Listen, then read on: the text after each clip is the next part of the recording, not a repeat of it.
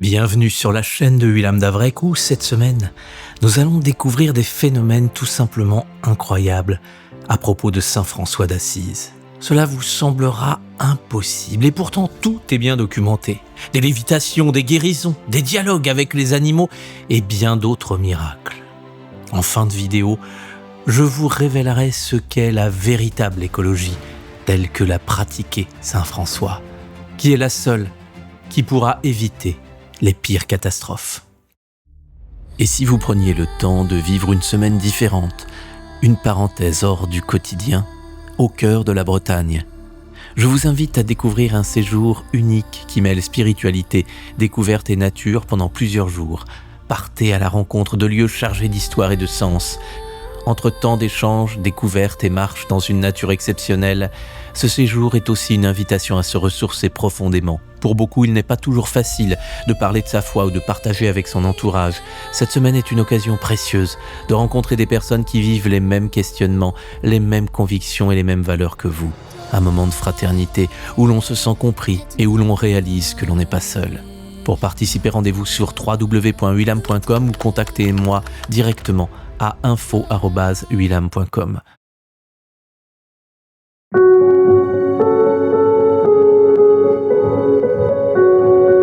Nous sommes en août 1224. François gravit le mont Laverna. Il souhaite se rendre là-bas pour un carême de 40 jours en vue de la fête de Saint-Michel. Il est accompagné de quelques frères. Le petit groupe avance lentement sur le sentier escarpé. Un âne les accompagne, chargé de quelques provisions indispensables pour ces semaines de solitude. Mais la montée est rude. Le soleil d'août écrase la montagne de sa chaleur. L'air est sec. Et plus les frères s'élèvent sur la pente rocailleuse, plus la soif se fait sentir. Très vite, l'eau vient à manquer. Autour d'eux, il n'y a que des pierres brûlantes, des racines d'arbres accrochées à la terre sèche et un silence lourd. Pas un ruisseau, pas une source, rien. François observe alors le frère qui marche devant, tenant la corde de l'âne. L'homme chancelle. Sa gorge est desséchée, ses lèvres sont fendillées par la chaleur. Chaque pas lui demande un effort immense. Ses jambes tremblent. Encore quelques mètres et il vacille. François comprend aussitôt. Si rien n'est fait, ce frère pourrait mourir de soif sur ce chemin. Il regarde autour de lui, mais la montagne reste muette. Alors, François s'arrête. Dans ce désert de pierre, il ferme les yeux et se met à prier. Les frères l'observent en silence tandis que le vent chaud glisse entre les arbres. Après quelques instants, François ouvre les yeux. Son regard se pose sur un rocher, proche du sentier. Il s'avance vers lui, et avec cette simplicité qui lui est propre, il parle à la pierre comme à une créature vivante. « Frère rocher, je te conjure par l'amour du Seigneur Jésus-Christ de donner à boire à ce frère. » Puis, il lève la main, il frappe le rocher. Un instant passe, rien ne se produit. Le silence de la montagne semble se refermer sur eux, puis une goutte apparaît, une seconde, et soudain, sous les yeux stupéfaits des frères, un filet d'eau jaillit du rocher, une eau claire, fraîche, qui commence à couler le long de la pierre. Le filet devient un petit courant, l'eau jaillit maintenant avec abondance. Le frère épuisé tombe à genoux, tremblant, il approche ses mains et boit, longtemps, encore et encore. L'eau est fraîche comme une source de montagne. La vie semble revenir peu à peu dans son corps. Les autres frères restent immobiles, incapables de détourner le regard de cette scène. Le frère assoiffé finit par se prosterner sur le sol. Il remercie Dieu et remercie François. L'eau continue de couler et lorsque le petit groupe reprend finalement sa marche vers le sommet du mont Laverna, leurs forces sont revenues. Mais surtout, leurs cœurs sont remplis d'émerveillement, car sur cette montagne de pierre, ils viennent de voir jaillir la vie.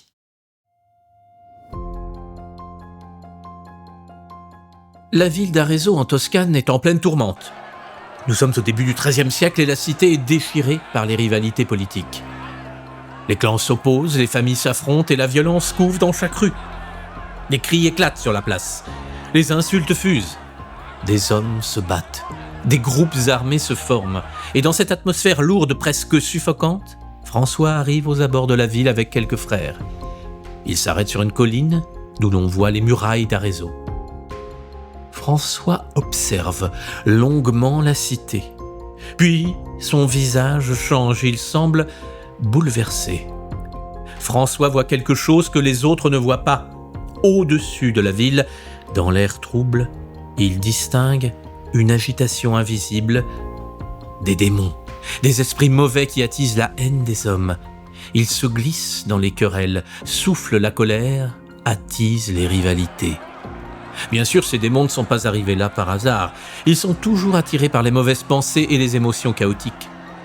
Mais une fois présents, difficile de s'en débarrasser. Et ces derniers déversent de l'huile sur le feu de la discorde qui trouble cette ville. François se tourne vers l'un de ses frère Sylvestre, un homme simple, humble, mais d'une grande foi.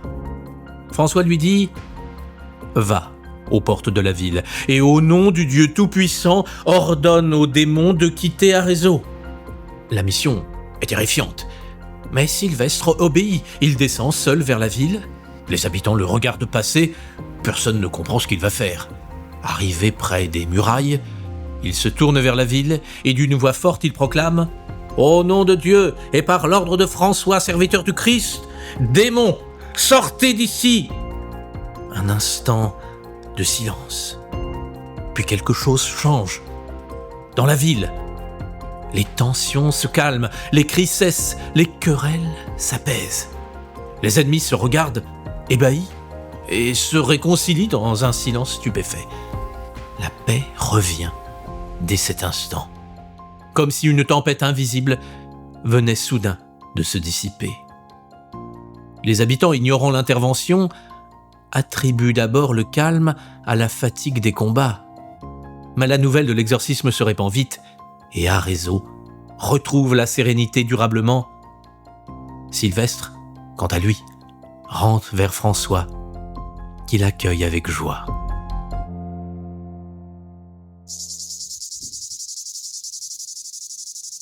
De Silhouette avance en silence François et frère Léon. Ils rentrent vers leur ermitage. La journée a été longue et pénible. Ils sont allés prêcher en ville, pleins d'espérance, mais là-bas, personne ne les a vraiment écoutés. Les habitants se sont montrés indifférents et certains ont même ricané. Beaucoup n'ont pas oublié celui qu'était François, autrefois. Un jeune homme mondain, insouciant, bien différent du frère pauvre qu'il est devenu. Alors leurs paroles sont tombées dans le vide. François marche lentement, ses sandales usées laissent sentir chaque pierre du chemin, ses pieds lui font mal, mais ce n'est pas seulement la fatigue qui pèse sur lui, c'est aussi ce découragement silencieux qui s'installe parfois dans le cœur quand tout semble inutile. À côté de lui, frère Léon garde le silence. Les deux hommes avancent sous la chaleur qui retombe doucement, tandis que le soleil disparaît peu à peu derrière les collines. Et soudain, un bruit perce le calme du chemin, d'abord discret, puis de plus en plus présent. Le chant des cigales. Un chant strident, vibrant, presque éclatant, qui monte des buissons et des arbres tout autour d'eux, comme si la nature entière s'était mise à vibrer dans l'air du soir. François s'arrête. Il écoute un instant. Puis son regard se pose sur un arbre tout proche, d'où semble venir ce concert sauvage. Lentement, il s'approche et là, avec cette simplicité qui lui est propre, il lève les yeux vers les branches et il parle aux cigales comme on parle à des proches. « Mes petites sœurs cigales, vous louez si bien le Créateur, sans jamais vous lasser. Apprenez-moi à chanter ses louanges. » À peine ces mots sont-ils prononcés que quelque chose d'étonnant se produit. Le chant des cigales redouble, plus fort, plus vibrant encore, comme si dans cet instant suspendu, ces petites créatures avaient entendu l'appel du pauvre frère. Leur stridulation devient presque un orchestre sauvage, une sorte de musique intense qui remplit l'air du soir. François ferme les yeux, et là, au bord du chemin, il se met à prier. Le concert des cigales l'entoure, l'accompagne, le porte. Le silence amer de la journée semble disparaître, remplacé par cette étrange symphonie. Ce qui n'était qu'un bruit d'insectes devient presque un chant de louange. Frère Léon observe la scène, immobile, et il voit le visage de François se transformer.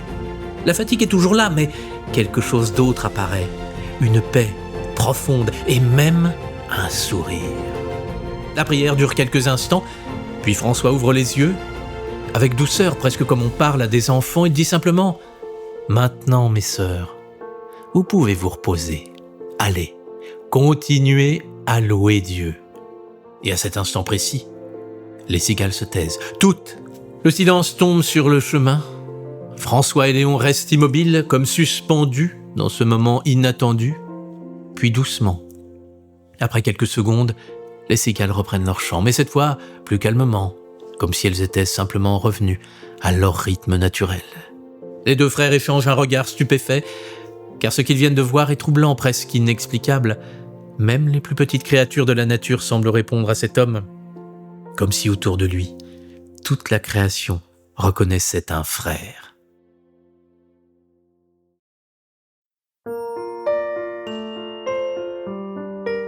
Au cours de ses voyages, un souvenir a profondément marqué saint François d'Assise, sa visite à Bethléem. Là-bas, il a contemplé le lieu où le Christ est né, non pas dans un palais, mais dans la pauvreté d'une étable. Et cette image ne le quitte plus.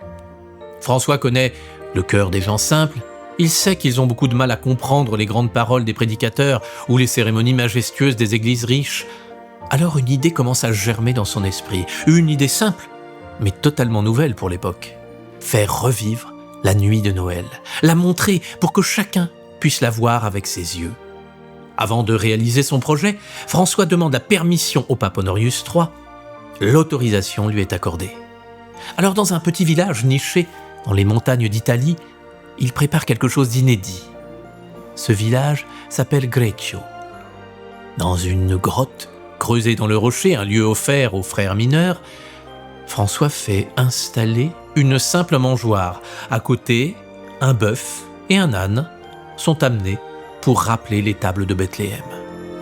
Tout est volontairement dépouillé, pas d'or, pas de riches ornements, pas de décors somptueux.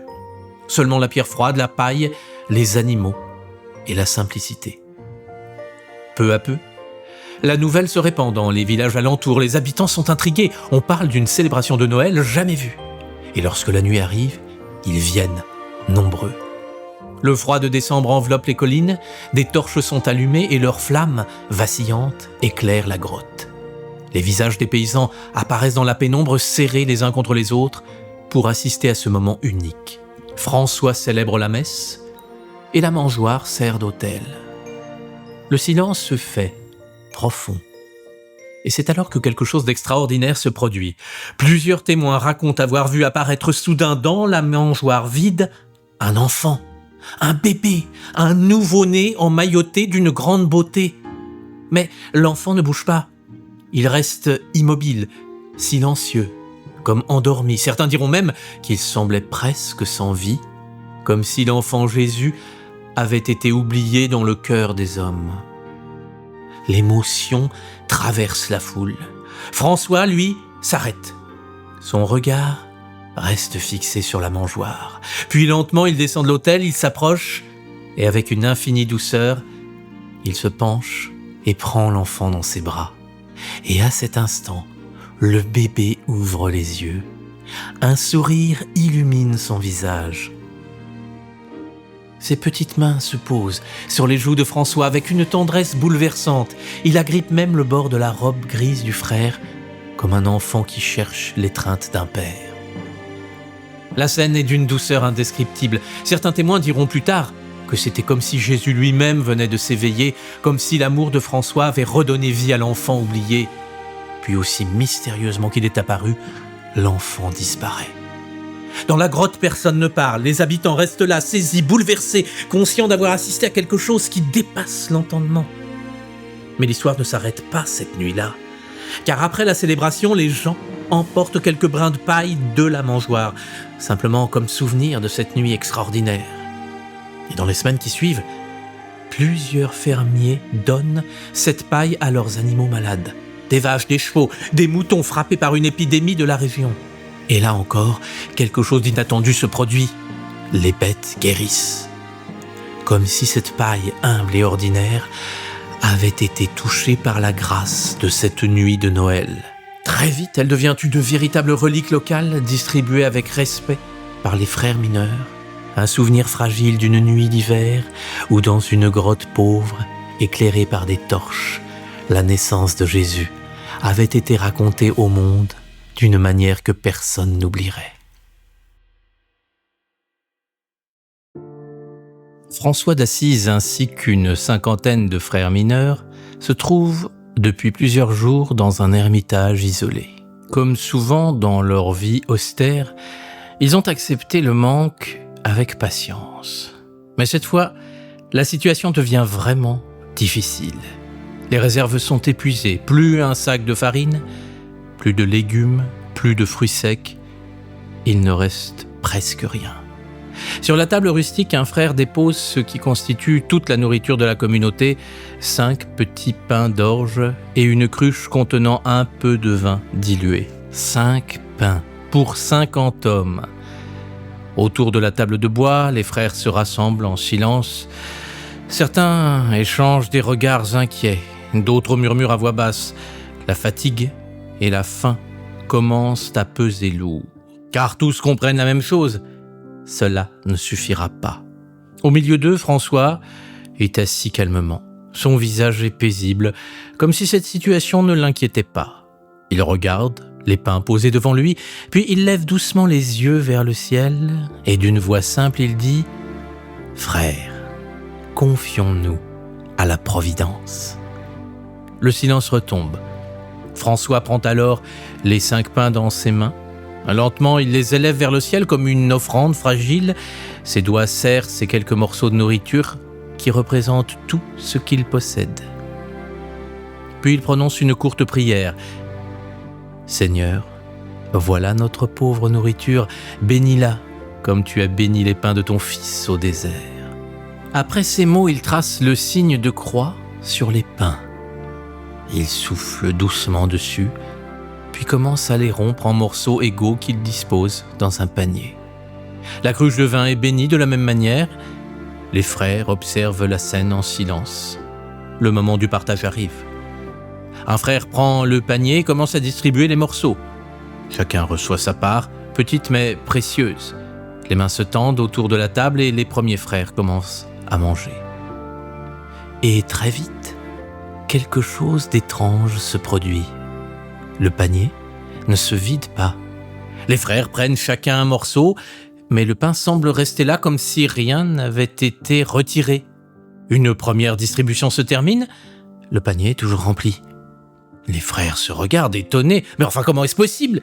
Alors, puisqu'il reste du pain, on recommence une deuxième tournée. Chaque frère reçoit à nouveau une portion.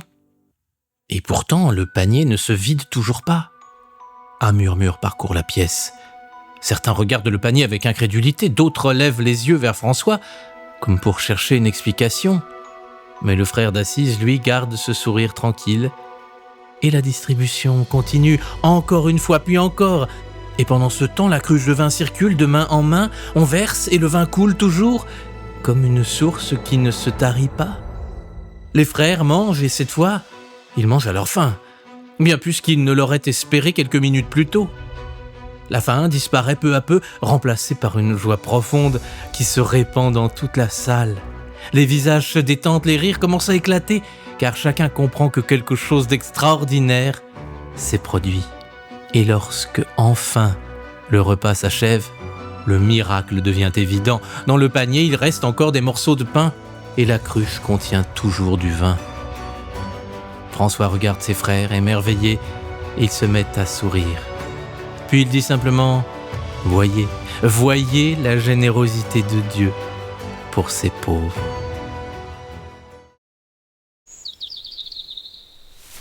Un jour, saint François d'Assise marche avec quelques frères mineurs à travers une forêt profonde d'Italie.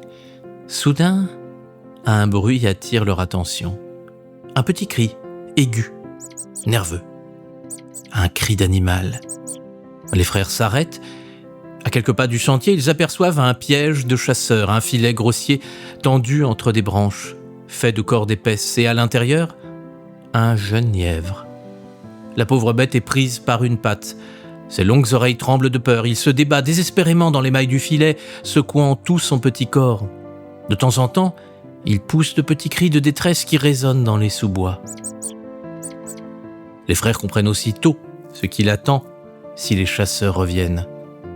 Ils veulent s'approcher pour le libérer, mais François les devance.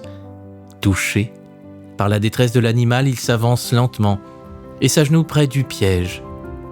Ses gestes sont calmes, presque délicats, comme s'il voulait rassurer la petite créature terrifiée. Puis il parle d'une voix douce. « Viens ici, petit frère lièvre, ne crains rien. » Avec précaution, il commence à déplier les cordes du filet, lentement, patiemment. Il libère la patte blessée de l'animal. Et à cet instant, tous s'attendent à la même chose, voir le lièvre bondir à toute vitesse pour disparaître dans les fourrés. Mais il ne bouge pas. Au contraire, le petit animal reste là, blotti contre François. Son corps tremble encore et ses yeux sombres se lèvent vers le visage barbu du frère. François le prend doucement dans ses bras. Il caresse son dos, ses longues oreilles, comme pour apaiser sa peur. Peu à peu, la tension quitte le corps du lièvre. Ses tremblements s'apaisent. Assis sur le sol de la forêt, François lui parle alors avec la même tendresse qu'un frère humain. « Pauvre petit, pourquoi t'es-tu laissé prendre ? La forêt est grande pour toi, elle est pleine d'herbes et de terriers où vivre librement. » Il marque une pause, puis il ajoute doucement « Ne crains plus les hommes cruels, Dieu t'a créé si beau et si libre. Va maintenant, cours vers ta liberté. » Le lièvre semble écouter, toujours blotti contre la bure grise de François. Il lève la tête comme s'il comprenait ses paroles. Finalement, François le pousse vers les buissons. Mais là, quelque chose d'inattendu se produit. Le lièvre ne s'enfuit pas. Au lieu de disparaître dans la forêt, il reste près de lui. Il se colle contre ses pieds, il frotte sa tête contre ses sandales usées, puis commence à suivre François lorsque les frères reprennent le chemin. Les frères mineurs sont émerveillés. « Mais regardez, disent-ils, frère lièvre est devenu notre compagnon. » Et en effet, la petite créature les accompagne docilement sur le sentier, comme un animal familier. Lorsqu'ils arrivent à l'ermitage, François ne le chasse pas. Au contraire, il lui prépare un petit refuge à un nid de paille douce dans un coin abrité. Là, le lièvre dort paisiblement. Il mange des herbes que François lui donne de la main. Pendant plusieurs jours, il vit ainsi au milieu des frères en sécurité. Mais François sait bien que la forêt lui appartient. Et un matin, il s'approche de lui et lui parle une dernière fois avec douceur. « Va maintenant vers tes frères les lièvres et vis libre. » Cette fois, l'animal semble comprendre. Il bondit hors de l'ermitage, traverse l'herbe en quelques sauts rapides, puis disparaît dans la profondeur de la forêt, libre.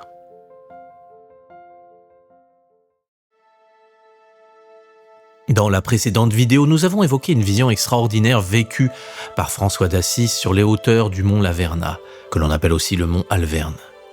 Mais ce lieu sauvage, suspendu entre ciel et terre, a été le théâtre d'un autre phénomène encore plus mystérieux. Un phénomène que même les frères présents eurent du mal à comprendre. Car c'est là, sur cette montagne de silence et de prière, que François a vécu l'expérience rare de la lévitation. Les témoignages racontent que cela se produisait pendant ces moments de contemplation. Lorsque François priait, il entrait parfois dans un état spirituel si profond, si intense, que tout autour de lui semblait disparaître. Le monde, la montagne, les arbres, tous s'effaçaient. Seul restait son amour brûlant pour Dieu. Et dans ces instants-là, quelque chose d'extraordinaire se produisait. Son corps, comme libéré de son poids, se détachait du sol. Oui, vous avez bien entendu, il s'élevait, doucement, comme si la gravité elle-même cessait d'avoir prise sur lui. Ces scènes furent observées et rapportées par un témoin très proche de François, son compagnon, secrétaire et confesseur, frère Léon. Selon son témoignage, il arrivait que François ne s'élève que de quelques pieds au-dessus du sol, à peine à hauteur d'homme, Mais même ce simple mouvement suffisait à bouleverser ceux qui en étaient témoins. Frère Léon, en voyant son maître suspendu dans l'air pendant la prière, ne pouvait retenir ses larmes. Subjugué par l'émotion, il s'approchait de lui et il embrassait les pieds de François, les arrosant de ses larmes tout en priant. Car pour lui, il n'y avait aucun doute. Il assistait à un signe venu du ciel. Mais parfois le phénomène allait encore plus loin. Certains frères racontent avoir vu François s'élever jusqu'au sommet des arbres qui entouraient le lieu. Son corps semblait porté vers le ciel. Les frères restaient immobiles, saisis de stupeur. Personne n'osait parler. Et un épisode encore plus étonnant est rapporté dans les récits anciens. Un jour, pendant une prière particulièrement intense, François se serait élevé si haut dans le ciel que les frères présents finirent par ne plus le voir du tout. Il avait disparu à leur regard, comme absorbé par l'invisible. Ces phénomènes restent parmi les manifestations mystiques les plus rares rapportées dans la vie des saints. Des faits qui semblent défier toutes les lois de la nature, et pourtant les témoignages des frères qui vivaient auprès de lui sont restés constants au fil des siècles. Pour eux, il ne s'agissait pas d'un prodige spectaculaire, mais simplement de la conséquence d'un amour si immense qu'il semblait soulever un homme au-dessus de la terre. Mais sachez qu'au-delà de ces miracles, saint François d'Assise a enseigné ce qu'est la véritable écologie. Nous ne sommes pas une somme d'individus séparés, travaillant chacun pour notre propre intérêt et notre plaisir. Nous sommes une humanité unie, mais qui n'a pas encore conscience de l'être. Saint François d'Assise avait compris que nous sommes tous frères et sœurs, et pas seulement les humains entre eux. Non, toute la création, tout ce qu'a fait Dieu est magnifique. À nous de découvrir cette splendeur dans tout ce qui nous entoure. Pour saint François, comme nous l'avons vu, même un grillon était un frère et il lui accordait son respect et son amour. Pour vous le prouver, je vais vous lire le cantique des créatures qu'a écrit saint François à la fin de sa vie et qui résume tout. Loué sois-tu, mon Seigneur, avec toutes tes créatures, surtout messire, frère, soleil, qui jour et nuit nous illumine et nous réchauffe. Il est beau et rayonnant d'une grande splendeur. Loué sois-tu, mon Seigneur, pour sœurs lune et les étoiles. Tu les as formées claires et précieuses et belles. Loué sois-tu, mon Seigneur, pour frère vent, pour l'air, pour le nuage et le beau temps, et tout le temps. Par quoi tu soutiens la vie de tes créatures. Loué sois-tu, mon Seigneur, pour sœur eau qui est utile et humble, précieuse et chaste. Loué sois-tu, mon Seigneur, pour frère feu, par qui tu illumines la nuit, il est beau et joyeux et robuste et fort. Loué sois-tu, mon Seigneur, pour notre sœur mère terre, qui nous soutient et gouverne et produit divers fruits avec des fleurs colorées et les herbes. Loué sois-tu, mon Seigneur, pour ceux qui pardonnent pour ton amour et supportent infirmité et tribulation. Heureux ceux qui le supporteront dans la paix, car par toi, très haut, ils seront couronnés. Loué sois-tu, mon Seigneur, pour notre sœur, la mort corporelle, dans laquelle nul homme vivant ne peut échapper. Malheureux ceux qui meurent dans le péché mortel, heureux ceux que tu éliras et que tu appelleras. Gloire et louange à toi, mon Seigneur, chantez-le. La véritable écologie commence donc par cette conscience que nous sommes un.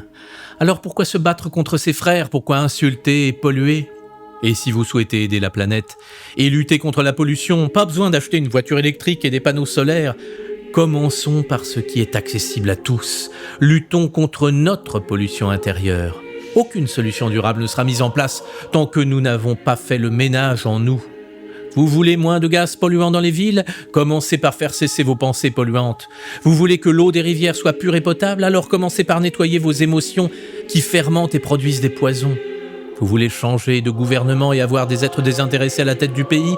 Alors commencez par ne plus être dirigé par votre ego qui ne se soucie que de sa gloire et de ses petits intérêts.